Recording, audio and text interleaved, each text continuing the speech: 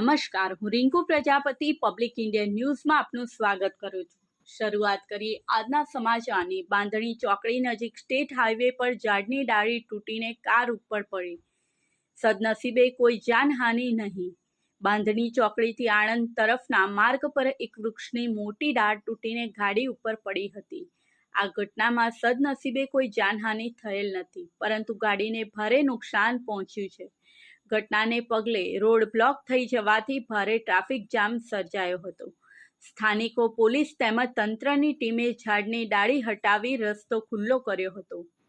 બાંધણી ચોકડીથી આણંદ તરફના માર્ગ પર આજરોજ બપોરના સમયે લીમડાના ઝાડની મસમોટી ડાળ તૂટીને નીચે ગાડી ઉપર પડી હતી।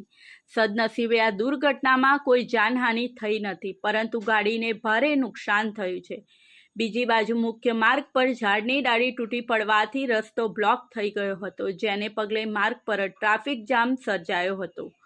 જોકે સ્થાનિકો, જાગૃત વાહન ચાલકો, સ્થાનિક પોલીસ અને તંત્રની ટીમે ભારે જહેમત ઉઠાવી ઝાડની ડાળી હટાવી રસ્તો ખુલ્લો કર્યો હતો, જે બાદ માર્ગ પર વાહનોની અવરજવર પુનઃ ધમધમવા લાગી હતી। આ સાથે આજના સમાચારને અહીં સમાપ્ત કરીએ છીએ।